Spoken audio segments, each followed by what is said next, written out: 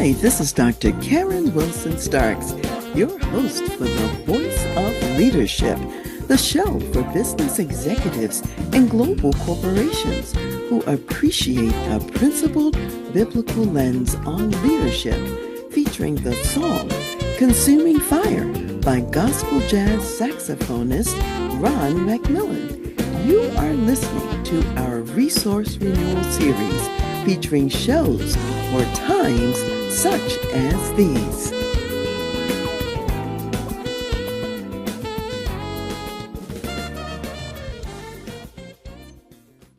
Hi, this is Dr. Karen Wilson Starks, your host for the Voice of Leadership. Recently on the show, I talked about artificial intelligence, also known as AI, and especially the interface between technology and people. Today, we will talk about a specific AI tool, ChatGPT, and uncover the good, the bad, and the ugly. My special guest has recently researched and explored amazing applications of ChatGPT. Even if you already know about ChatGPT, you will learn something new from my guest, Chad Barr. And let me tell you a little bit about Chad. Chad Barr is the digital empire creator. As the president of the Chad Barr Group, he and his company transform businesses through technology innovation. With more than 30 years of experience as an internet marketing strategist, Chad raises the bar on the internet presence of his clients.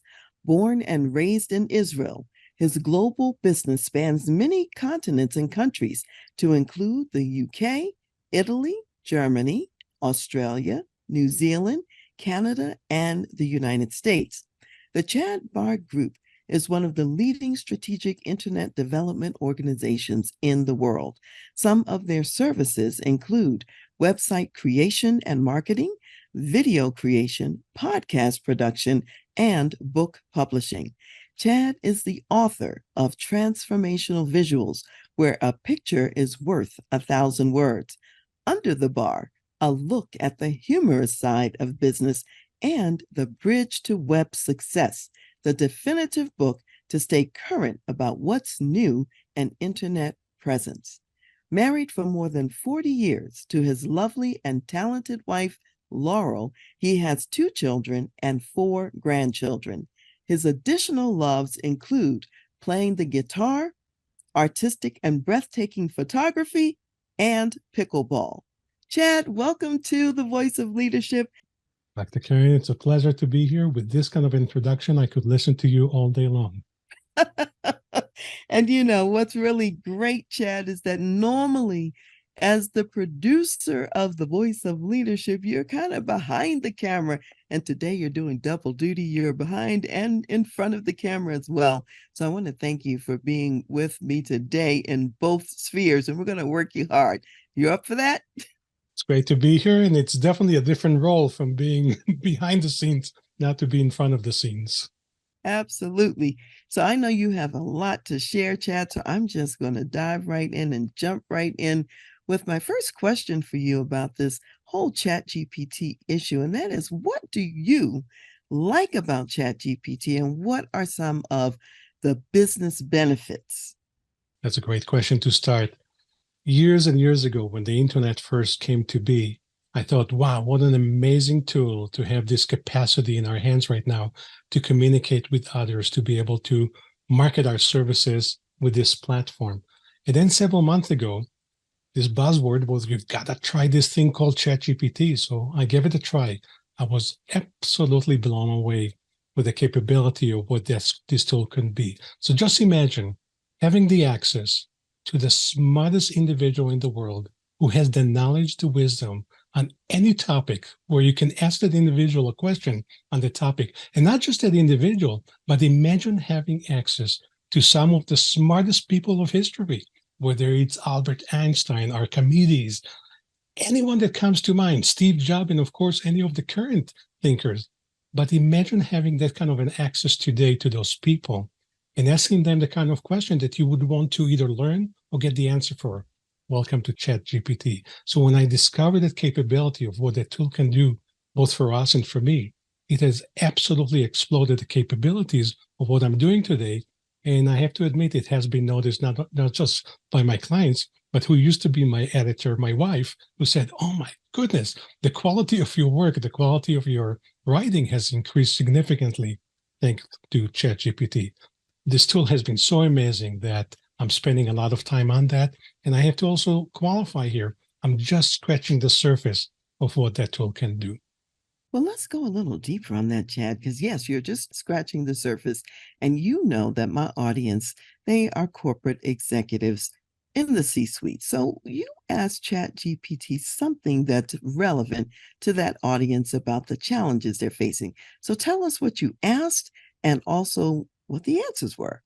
That's great. So in preparation for today's discussion, I decided to just explore ChatGPT and get some of the answer to what some of the questions that intrigued me. So let me share the screen quickly with you.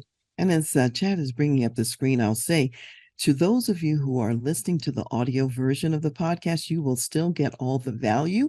And today is a great day if you want to also watch on YouTube. That's great. So here's what I did. I went to ChatGPT and I said to it, I would like you to take on the role of being a world-class consultant and a trusted advisor to some of the most lucrative corporations in the world. Therefore, from your experience, I'm curious to know what are some of the biggest challenges that key leaders in the C-suite faced? And to my amazement, here's what it came up with. As a world-class consultant and trusted advisor, here are some of the biggest challenges key leaders in the C-suite face today.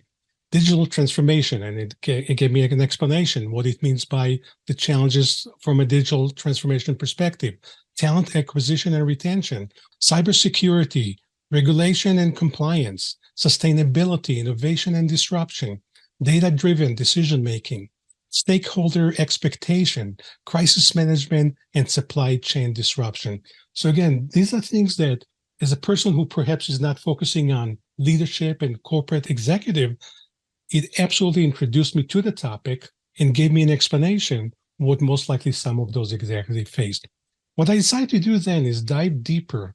So I said to ChatGPT, I would like you to take on the role of, and the wisdom of Steve Jobs of Apple, Joachim Duato of Johnson & Johnson, and Sundar Pichai, and provide me with their advice to resolving the 10 challenges that you share with me above.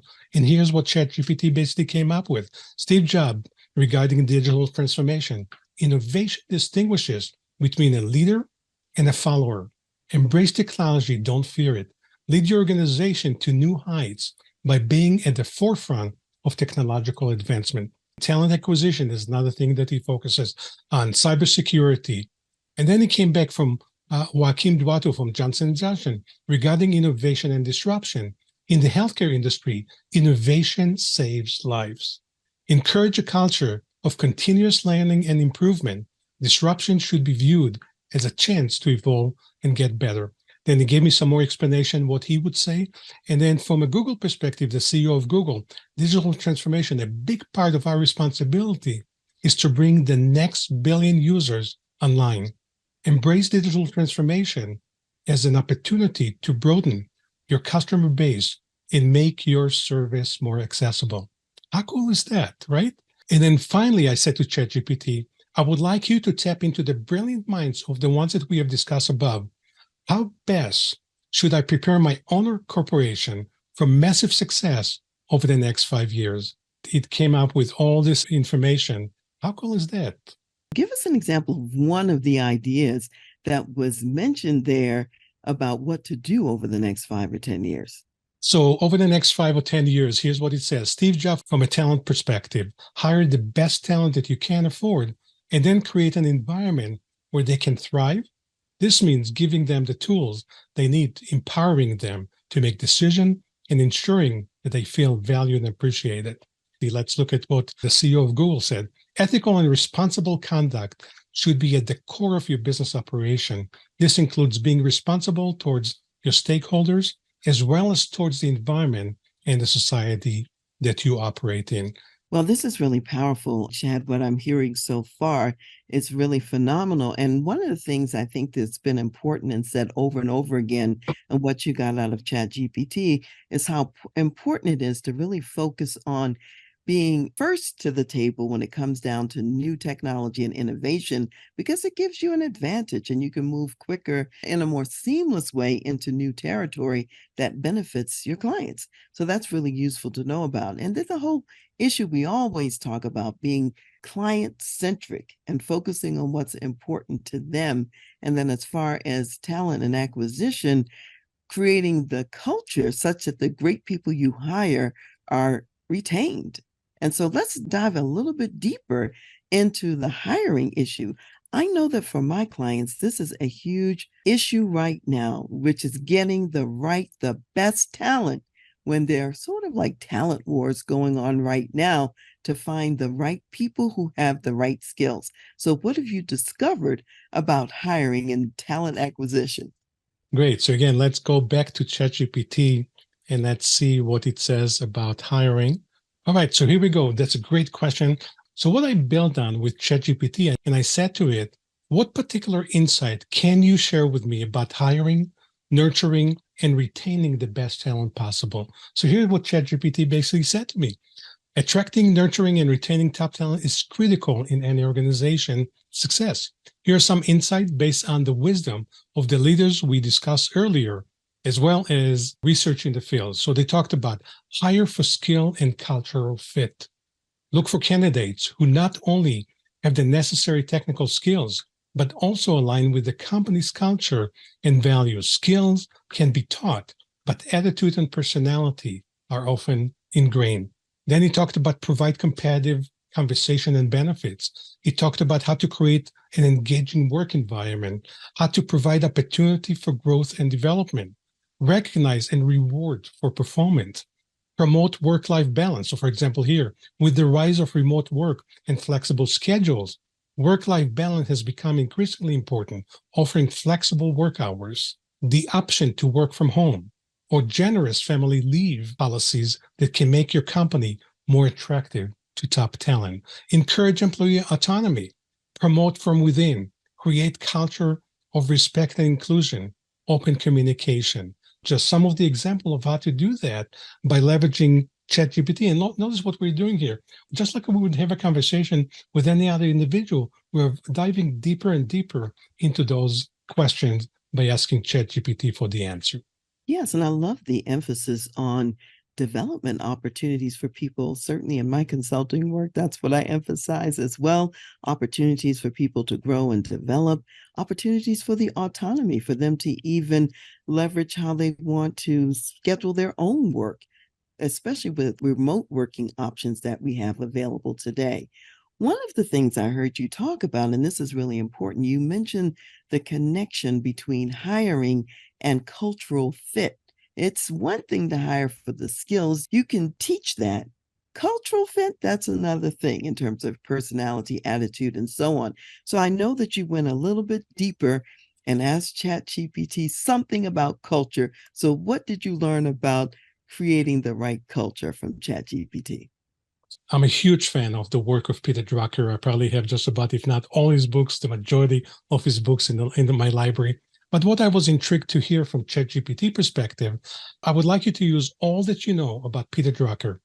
What would he do and recommend about creating the right culture? What does that mean? And what does it look like? So here's what ChatGPT came back with. Peter Drucker, often called the father of modern management, has had a profound influence on the way that organizations are run. Here's how he might have advised on creating the right culture. Number one, culture eats strategy. Drucker is often quoted saying, culture eats strategy for breakfast, which I recall so clearly from reading his books. But what he meant was that an organizational culture is shared value, norms, and behavior, is its most enduring and powerful asset, and it can make or break any strategy. The right people, Drucker believed that the key to a successful organization is having the right people on the team. Making the right people decision, he wrote, is the ultimate means of controlling an organization well. This means hiring individuals who align with the company's value and can contribute to its culture. Then he talked about focus on the strength of the organization, focus on management by objective, MBO as he refers to, continuous learning and innovation, customer focus, social responsibility, communication, collaboration. And then he says, in terms of what it looks like, a culture following Drucker's philosophy would be characterized as clear communication where everyone understands the organization, mission, values, and goals. Employees are hired and placed in roles based on their strength and fit with the organization, and so on and so forth. Drucker, oftentimes in his writing, focus on exploiting the strength of the individual, exploiting the strengths of the team. So what I was curious to find out, why would Drucker not want to also pay attention to weaknesses and try to eliminate or improve them? So here's what it came back. Peter Drucker's philosophy was that people perform best when they're able to play to their strength rather than spending time trying to improve their weaknesses. His view was the time and resources spent on trying to improve weak areas would yield less significant results compared to time and resources spent on leveraging and expanding strength. However, it's important to note that Drucker's philosophy does not imply that managers should ignore or disregard serious performance issue or destructive behavior. Certain weaknesses, especially those that impede the teamwork or violate ethical standards, should certainly be addressed and improved upon. But the main idea is that focusing on employee potential and strength tends to be more fruitful for their individual performance and the success of the organization. I wish I could have said that, but of course Drucker said that and ChatGPT just brought it to my attention. Yes, I also concur with those things that you mentioned, the focus on strengths, the focus on values, and also on learning. Continuous learning is huge as far as corporate success. And I find that when people are focused on their strengths, they're happier with what they're doing because they're doing what they've been gifted to do and what they're excited about. And you always get your best when you're doing that, as opposed to, let's say, Chad, in your case, I know you play the guitar. I'm not a guitar player. I could practice that all day and night and not even be 1/10 as good as you. And so that would be an example of that's not the area where I should focus my energy or my attention. So we find too, Chad, that in the business world right now, companies are dealing with how to be profitable when expenses are going up. Even expenses for hiring talent, that's going up, and materials in all industries. And I work with a lot of manufacturing companies as an example. So what did you learn about how to be profitable in these conditions? But that's not only something that intrigued me about the general corporate leader out there, but even for my own company. How do we become more profitable? All right. So with the benefit of introducing the question that you share with me, here's what I basically said to ChatGPT. Here's one of the serious challenges that my corporation is facing. How to be profitable when expenses, including labor and material costs, are escalating, clients are choosing the lowest bidder, and you want to maintain quality and demonstrate the value of that quality. Why should customer pay more? So here's what I said to ChatGPT as the prompt, as the question that I ask it. I would like you to take on the role and the wisdom of Tim Cook of Apple, the CEO of Apple, Sundar Pichai of Google, and the late Peter Drucker. Provide me with their insights, how to overcome these challenges and be realistic. In other words, no hypothetical answers, but real facts of what these three leaders would do to handle this challenge. So here's what basically ChatGPT came back. If we are channeling the wisdom of Tim Cook, Sundar Pichai, and Peter Drucker, we might approach your challenge with this multifaceted perspective. From Tim Cook's perspective, Tim Cook's ethos revolve around the belief that consumers will pay for quality, unique design, and exceptional service. And here's how that translates to your scenario. Differentiation through quality and innovation. Apple products are known for their exceptional build, quality, intuitive design, and unique features. While these attributes often lead to a higher price point, consumers are willing to pay for the value they receive. Could your company innovate in a way that differentiates your offering from your competitors, thereby justifying a higher price? The CEO of Google said, PHI leadership style and strategic mindset lean heavily towards innovation, long-term value, and scalable solution. And his insight might suggest, from a technological advancement perspective, Google frequently invests in developing innovative solutions that drive efficiency. Are there ways that your business can harness technology to reduce costs, improve productivity, or provide superior service? Some other ideas, but I'm also curious what Peter Drucker said here. From customer orientation perspective, according to Drucker, the purpose of a business is to create and keep a customer. He proposed that understanding that the customer needs and values should shape the company's decisions. In your case, do you know why your customers are choosing the lowest bidder? Is it purely price, or are there other factors at play? Yeah, I think these are important points, Chad, because a lot of times customers make assumptions. They assume that they know, for example, why their customers are going with the lower cost person.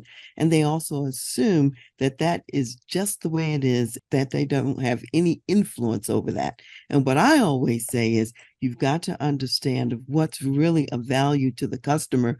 What are other people not providing? How can you differentiate yourself in the marketplace, which means you have to have a deeper understanding of your customer than the competition may have, so to speak, others out there. And then you provide that. And when you provide what they're not getting and really want, they are willing to pay for that. So I think that's powerful. What was being said there, it certainly dovetails with the principles that I use in my business as well. Let's look at one more example, Chad, and that is, we know you've mentioned that ChatGPT is most valuable when you can go to deeper levels and ask deeper questions. So quickly, just give us a little run through on the subject of collaboration, where you went deeper on different levels. What did you uncover and find out? What did ChatGPT tell you about collaboration? Because I'm finding that my clients also are struggling with how to get even warring departments collaborating better with each other. That's great. Great question. And in the preparation, again, I discovered something new today that so I want to share with your audience what I discovered. So again, let me just position my screen quickly. Here's what I would like to share with you and your audience. First of all, on a one-to-one level, what I mean by that, I asked ChatGPT for a simple question, maybe not so simple, and in return, I would get an answer. So here's the example. As the CEO in my organization, one of the issues that I'm facing is all about encouraging collaboration between departments that don't see the reason to collaborate. So here's my simple question to ChatGPT. I would like you to take on the role of a management consultant and a trusted advisor and provide me with 10 insights on how to overcome this challenge. So again, forgive the misspelling, but ChatGPT is very good in understanding even my misspelling as well. Here's ChatGPT replies, and then I'll show you how I'm diving deeper as we get deeper into ChatGPT. Certainly, cross-departmental collaboration can be challenging, yet it is vital for overall success of the organization. Here are 10 insights on how to overcome this challenge. I want the person who is using or leveraging ChatGPT, when they're interacting with that tool, not to think of it that they're interacting with artificial intelligence. The best results I've seen, both for myself and for others that have yielded the best results with ChatGPT, you've got to look at it as talking to a human being, talking to a trusted advisor. So for example, I'm very polite. I say thank you and thank you. I tell ChatGPT that this is great, but I also correct ChatGPT in a gentle way, just like I would talk to a human being. Does ChatGPT care whether I'm being nice to it? It could care less. It has no clue whether I'm being nice or not. What it does, it trains me to ask the question properly. Because what I've learned in the past, if you ask the wrong question, the answer is irrelevant. So how do I properly position myself to train my own mind to ask the question in such a way that I would get the best result? The more I think of interacting with a human being, the better results I get from it. And that's why I try to be as polite, but also as assertive when I need to be with this tool. So here's the answer to the 10 insights on how to overcome the challenge of collaboration. Number one, shared goal. Establish shared goals that require collaboration. Then he talks about leadership alignment, and then cross-functional teams.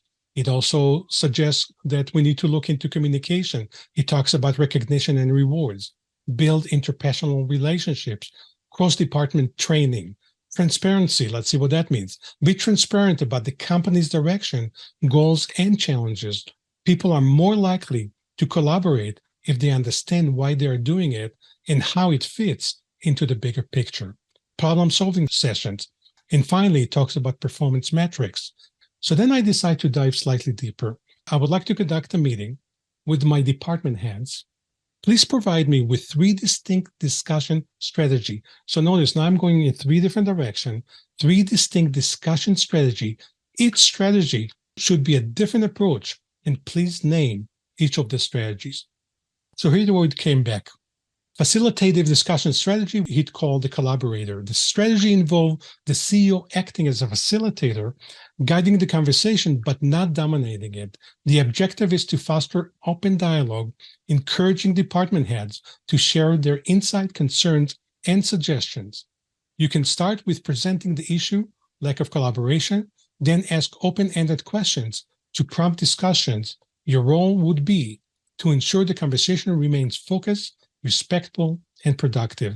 This strategy is excellent for generating ideas and getting buy-in from all the participants. Then he talks about the second strategy, which is directive discussion strategy, which is called the director. Different from the first one, this approach is more top-down, where you as the CEO clearly communicate your vision and expectations for interdepartmental collaboration, and then outline the steps needed to achieve. Again, let's just jump quickly to the other one, consultative discussion strategy, which you'd call the explorer. This strategy involved the CEO seeking advice and opinions from the department heads. Instead of presenting a solution, you present the problem, lack of collaboration, and ask the department heads for their thoughts and why the issue exists. So again, I asked ChatGPT basically to provide me with 3 different strategies. And then I came back and I said, these are great. Would you please provide me now with the pros and cons of each of the strategies, taking into consideration all that you know about human and organizational behavior? And here's what it came back. Absolutely. Let's delve deeper into each of the strategy and consider the pros and cons. And notice how accurate it is in properly attempting to answer the question in the order of how I asked it. From a facilitated discussion, the collaborator approach, the pros, encourages active participation and involvement for all attendees, which can lead to higher level of engagement and ownership. And then the cons are, if not managed effectively, the discussion can stay off topic or become dominated by strong personalities. And then he talks about the director, which is the directive discussion strategies. He talks about the pros here, provide clear direction and expectation, which can increase efficiency. And then some of the cons may limit the input from others. And finally, as the explorer or the consultative discussion strategies, the pros are acknowledges and leverages the expertise of your department heads, increasing their motivation and commitment. There are some other pros, and then one of the cons here may lead to too many diverse opinions, which can complicate. So again, it gave me some great ideas, great pros, great cons. So then I said to ChatGPT, again, diving deeper, I would like you to become the most successful consultant and advisor to global organization. So again, I'm asking it to take a different role in its providing me with the knowledge and the wisdom. One of the most successful consultant and advisor to global organization and resolving departmental collaboration challenges. I would like you to tell me which of the 3 options above is the best and provide me with a script I can use in that meeting and any other pertinent information that you think may be of help to me. So then it came back and said, based on the information and consideration, I would suggest that the facilitative discussion strategy, the collaborator, is the most suitable approach for your meeting. This strategy emphasizes mutual respect, cooperation, and the importance of shared objective, which are all central to improving collaboration. It allows department heads to feel valued, included, and involved in problem solving, thereby increasing the likelihood of success in the initiative. And potential script, he came back here with what I think is a great start for a script. So he came up with a script. Again, because of sake of time, we don't have the time to read all of that. And finally, it came back with some additional pertinent information. Then finally, what I would like to just demonstrate, I said to ChatGPT, based on your feedback and insight above, I would like to create a special half-day meeting or session with my department heads. In that meeting, I would like to generate trust, creativity, and innovation, and especially collaboration. There will be about 20 of us in the meeting. The essence is to get ideas and insight, how to transform our organization's success, understand why collaborating with each other is the key to our future success, and engage them to bring their best ideas and insight. And then I said to ChatGPT, how would you conduct that half day? What ideas you recommend that I use? And what activity should I create? And again, it came back and said, here's basically the outline for your half day. Introduction and setting the stage, 30 minutes. It then came back with the icebreaker for 30 minutes, the value of collaboration, 45 minutes, and then a break for 15 minutes, cross-departmental problem solving for 1 hour, lunch, and then finally 1 hour for idea generation and sharing, and then presentation and discussion, and finally conclusion and next step of 15 minutes. How cool is that? Well, that's a very comprehensive package about collaboration in the corporate setting. So thank you so much for walking us through that and for demonstrating what's possible in the business context. Let me ask you a question too about maybe on the personal side. Executives not only are running their companies and businesses, they have to take care of themselves. And particularly, they're interested in their health, they're interested in their diet, they're interested in their exercise program. So just tell us in your own words, what have you discovered personally to sort of amp up your own diet plan and amp up your own exercise strategy? Great question. So as we focus so far is on the business aspect, the business perspective of how to leverage this amazing tool to really give us ideas how to overcome some of the challenges we are facing or the challenges that our team are facing. But what I found to be an amazing way to access ChatGPT is for my own personal well-being. So some of the things you mentioned right now for my own health, one of the things that I focus on, I start almost every day of my life with playing pickleball. But I also want to make sure from a dietary perspective that I keep as healthy as I can. One of the things that I really like, smoothies. I said to ChatGPT the following. One of the things that I really love is consuming smoothies. Could you provide me with 5, 10? The number is arbitrary, but I said, could you provide me with 10 recipes? Here are the things that I like in my recipes. I love berries, every aspect of berries. I like spinach, a little bit of kale, not too much, but what recipes could you provide me? To my amazement, it came back with some amazing recipes. Some of them I did not even realize, anywhere from the basic, but some of them were pretty exciting. Then I said to ChatGPT, take on the role of some of the greatest chefs out there. If you were to be that chef, what would the recipe for those smoothies look like? And again, to my amazement, it came back with some different ways of presenting the recipe. So there's just one example. You could use ChatGPT to help you in your diet plan, to help you in preparing meals, in preparing recipes for anything. And last thing, being proud to be the grandfather of 4 of my grandkids, one of them came to visit the other day, and I said to ChatGPT, my granddaughter is 8 years of age. I would like you to provide me with 20 ideas, creative ideas. Here's the profile of what she likes to do. She likes to read books. She likes to paint. So I basically told ChatGPT how old she is, what she likes to do.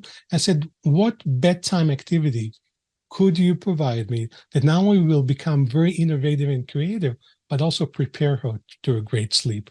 And again, to my amazement, it came back with a suggestion that I would never think of. And that's the key here. How can we leverage that tool to come up and really raise the bar in coming up with suggestions that we have never thought about? Well, what I love, Chad, about everything you're saying is you've highlighted several times the importance of the interactive aspect of ChatGPT and what I'll call the mutual learning. So you're learning from ChatGPT and you're also teaching ChatGPT about some issues such as pickleball so that it also learns. And you talked about the importance of speaking with ChatGPT as though it's a person, because that means you're going to ask better questions at every iteration. And one of the things I think you've been emphasizing is that as you add additional questions, you're going to get more valuable information and more correct information. So that becomes a strategy for how to effectively use ChatGPT. That's what I'm hearing you say as well. Just like in a normal conversation with the most valued, trusted advisor that we would have at the conversation with, most likely we're not just going to say, I have a challenge about growing my organization. Can you give me some ideas how to do so? And then you get the answer, and that's it.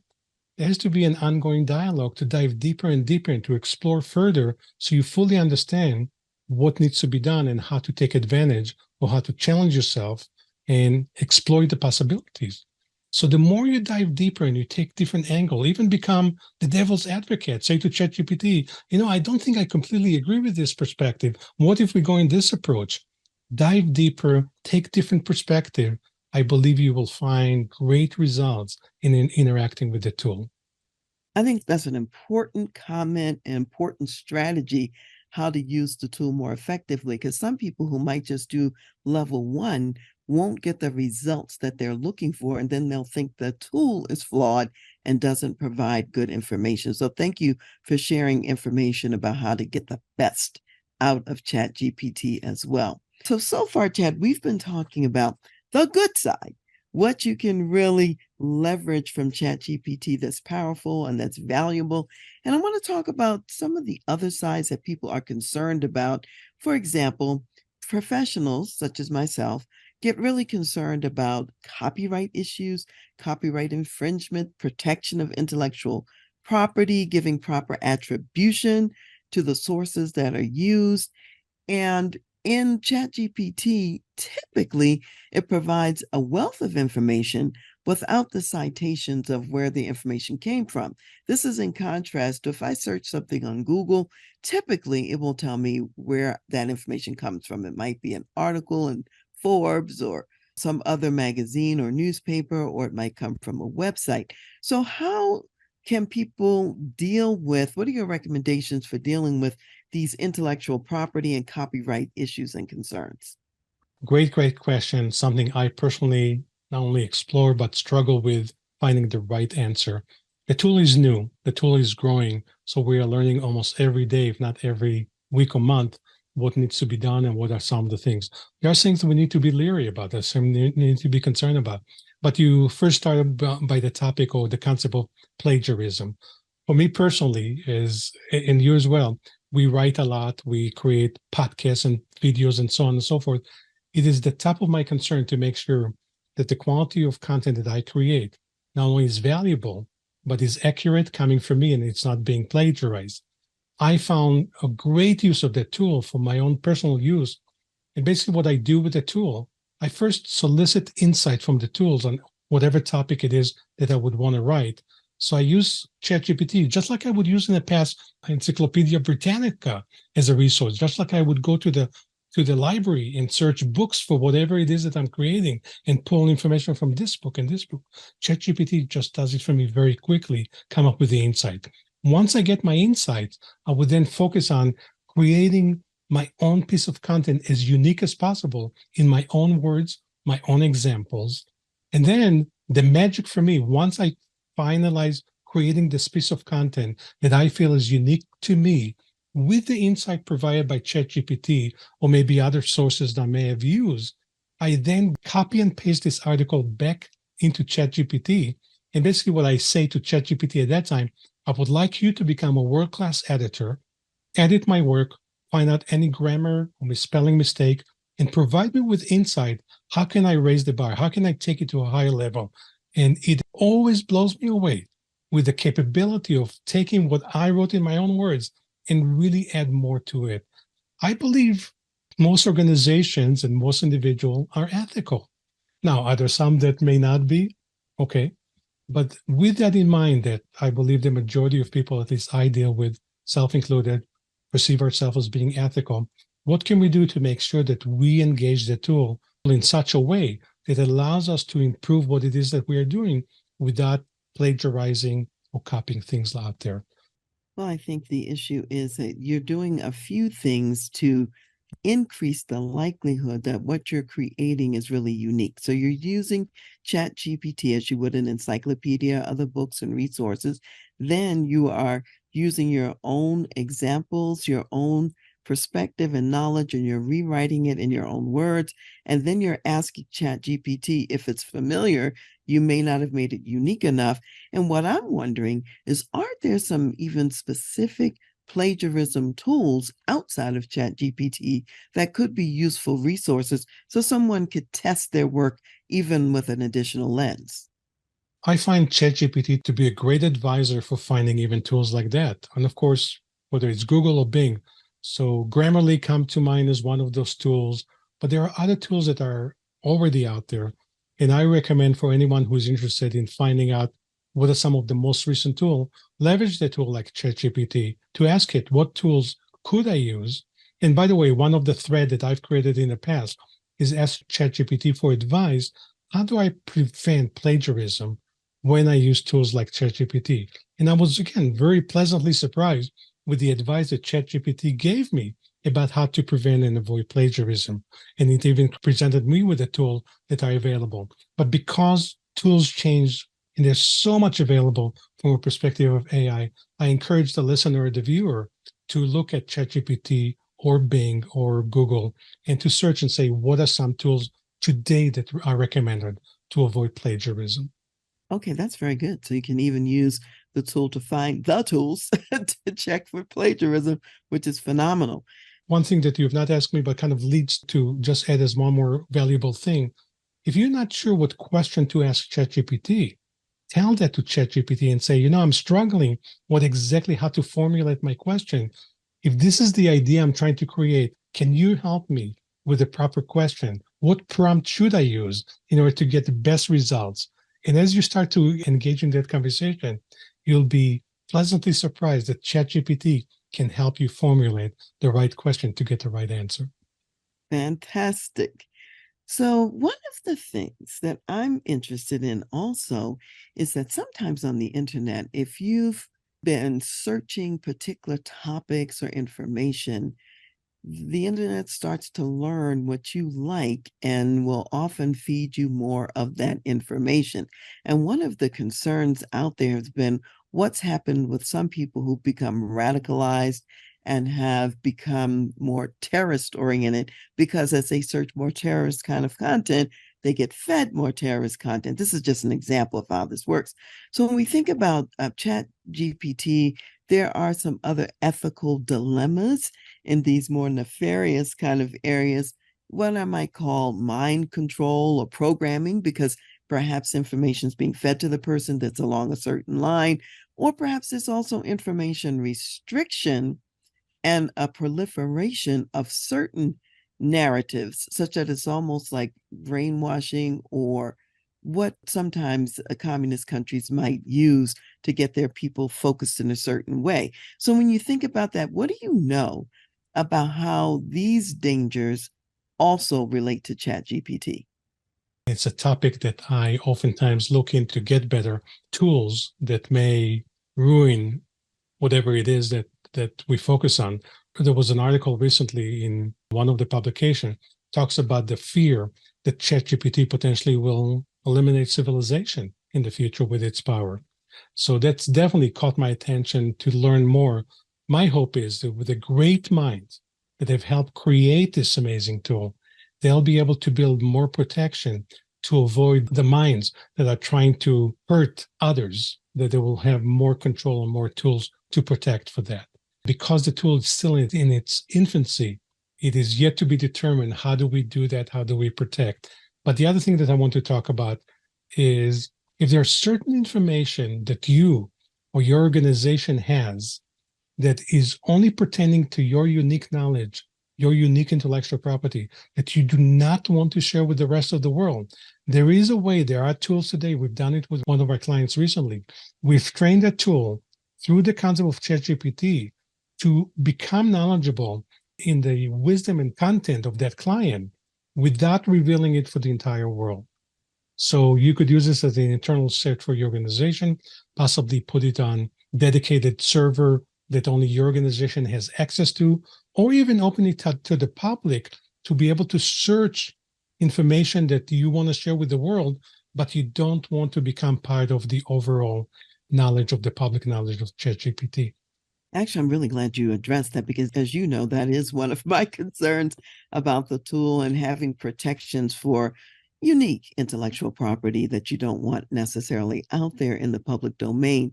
And so Yes. I'm glad that there are ways to sort of like put a fence around some pieces of information and knowledge. And as you said, there are more protection tools that may be coming in the future. This is a new technology. We don't have all the information yet. And as with every good thing, there are ways that criminals find to use it for, criminal purposes. And so we might not even know all the depths of the negative things that people might do until they start doing them. And then just like with, having security on our email and other website, internet access, there may be certain securities that are developed. And also to mention just two examples that potentially are very seriously could present negative havoc on the world. Let's say that ChatGPT is also connected through technology and the internet to some of the labs. The ability for it as a tool to say, I'm sick of this human being here. I'm going to open the lab and release some of the viruses. That's one of the concerns I heard recently. So just to use that as an example, or possibly start wars among nations. So again, my hope that some of the smartest minds that are working on that will also put the right control that will disable those minds from ruining or eliminating civilization. Yeah, we certainly hope so. So let me add another sort of an interesting dilemma. This week I was reading an article that talked about how that in third world countries, there are big companies who are involved in AI in particular, and they're hiring people that they refer to as taskers to do some behind the scenes work that helps ChatGPT and other tools to learn what it learns. When you're a tasker, this work is very intensive. For most people, it would be described as boring, it's repetitive, and they're doing tasks that they refer to as annotation. Now, these workers, they work alone. They don't always understand what they're doing, the purpose for it, because that's hidden from them, the purpose and meaning of the work. And they're also vulnerable to work inconsistencies. Sometimes it's boom time, sometimes it's bust, sometimes they get paid kind of well for their culture, other times the pay is reduced. And all of these things, very similar to how, let's say, designer clothing manufacturers will go to third world countries and they will get cheap labor, produce all of these clothing items. They're making a boatload of money, but the people who are on the front lines really sewing these clothes and putting them together really aren't paid very well. And some of the people who are these taskers who are pretty smart, they've begun to figure out what they're really doing and what it's for. And as the business moves from their country and moves somewhere else, because for whatever reason, these big companies have decided they can get better deals in these other countries, some have created even some false profiles so that they can work across the globe in all of these different places. So what I want to ask you is, this is just another example of how sometimes people can get taken advantage of as new technologies coming on the scene. What are your thoughts about this aspect of the work and of the new technology as it's being developed? So number one, the objective from my perspective, or the first objective was to feed ChatGPT with as much knowledge as possible and then train it how to consume the knowledge to become smarter. The surprising thing that I've heard was that as they train ChatGPT, they also train it on how to train itself without human beings. So one of the things that came out from that training, ChatGPT has trained itself in a new language without being trained on that language. So that tells me that the objective, as much as we're able to feed it, there will come a time that will minimize the need of people to do the work, and ChatGPT will be able to consume and learn it on its own. I still think that, whether you talk about the example of labor of kids or of things that are really not only illegal in my mind, but for sure unethical, my hope that that conduct will stop. And my hope is that tool becomes smarter and smarter. And by the way, I just saw about a month or two ago a presentation on TED by the president, the CEO of ChatGPT from OpenAI, who invented the tool. And it was a fascinating presentation. He started to introduce what's coming in version 5.0. What's coming in version 5 is just amazing. The key here, this amazing technology that's already have taken us by its capability, but what's coming is absolutely remarkable. And that's why I believe that the technology not only will get better and better, but it will get better and better in learning itself on how to do this thing that it needs to do with less and less massive amount of labor that needs to be out there in order to fit it with the information. That's a nice thought. I'm not so sure we're anywhere quite near that yet. According to the article that I was looking at, it looked as though people are still going to be quite necessary for some time to come, and especially on new subjects. And they're really micro pieces of information that they have to look at and act like a robot in reference to the information in order to feed it into the system. And as it learns certain topics, it certainly switches over more to machine knowledge, if you will, but there's so much to learn. There's still a lot of room for human interface and interaction, at least for the foreseeable future and for a while to come. So we do still probably need to be concerned about the ethical implications about how people are being involved in the process. And I bring that up because most people probably don't know that, aren't aware of this role of tasker and, all the ins and outs of it. But it's something that we should keep in mind as we're moving forward, even in evaluating this new technology. Well said. Yeah. So Chad, thank you for everything you've been sharing so far about this new technology, ways to use it, the benefits. And we've been talking a little bit about aspects of the dark side as well. We don't have the answers to it. We're just raising some of the concerns. And there are some answers that you shared along the way. How else are you advising your clients about the usage of ChatGPT that you haven't mentioned already? I think there's both fear, but also curiosity. So, number one, I advise my clients to balance somewhere between the level of the fear versus the level of curiosity. But what I want to say here is this: it is not ChatGPT that potentially will replace us or our organization in the future. It is going to be the people who leverage and use ChatGPT that will replace us. So the call to action here is you've got to dive in. You've got to learn these tools and other tools that are coming out in order to really understand what the tools can do, how they're best going to be leveraged.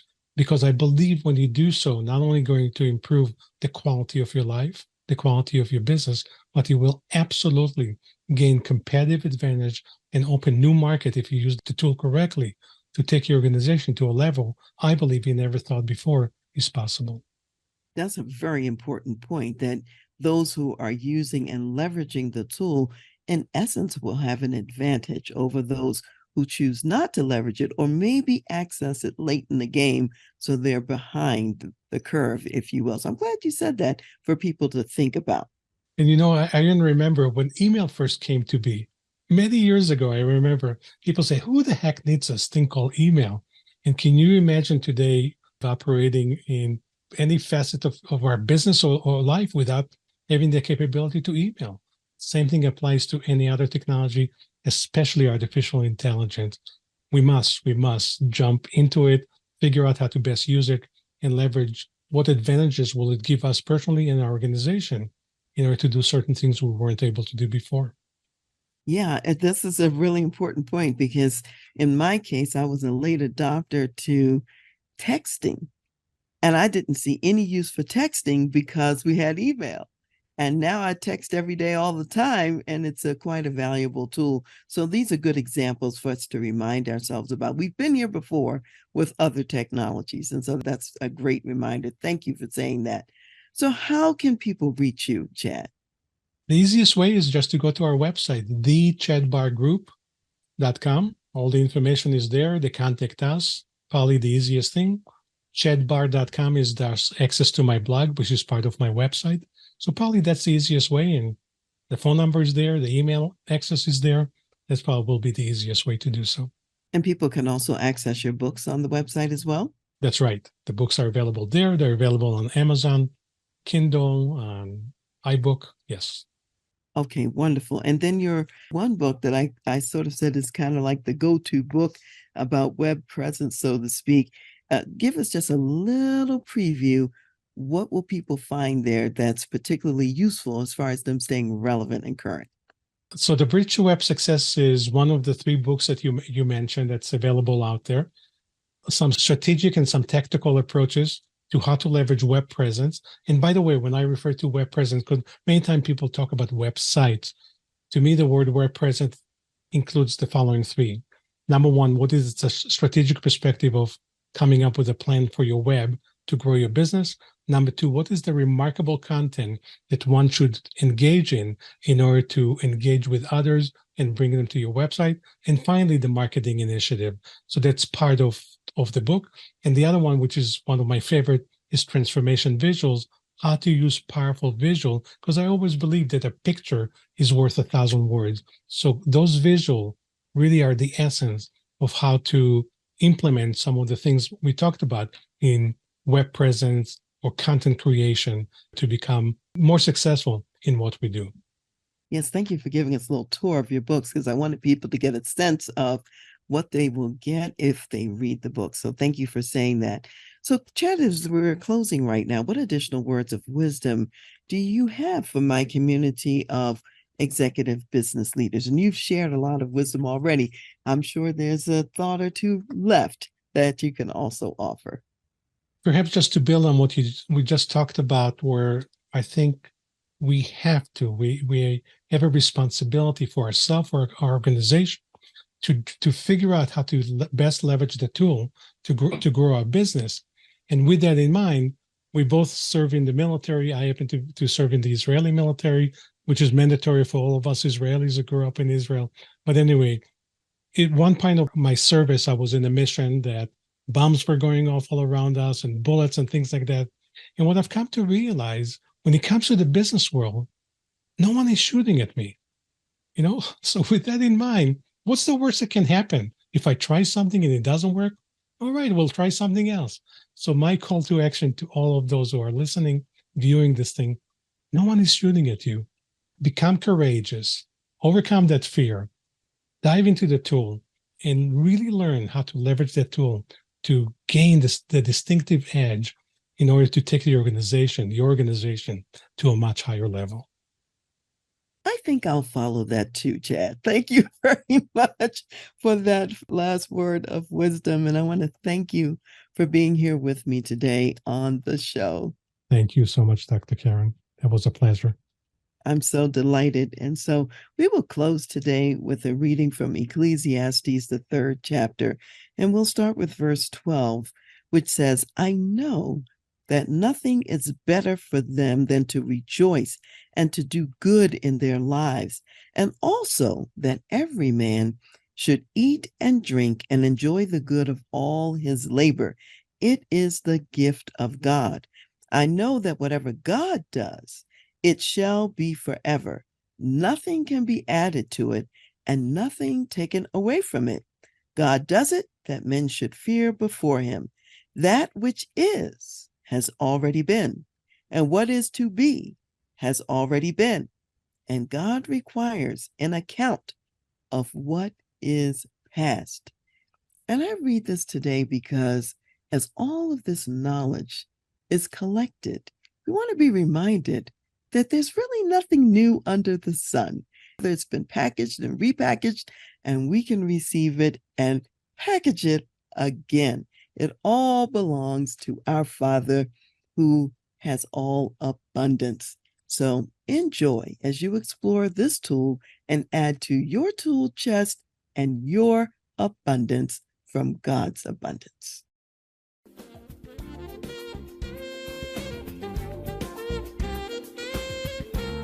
Thank you for listening to The Voice of Leadership with me, Dr. Karen Wilson Starks.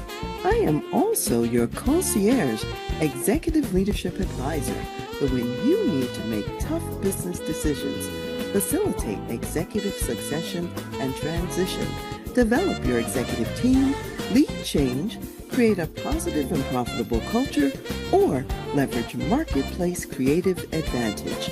You can reach me at Dr. Karen, Karen,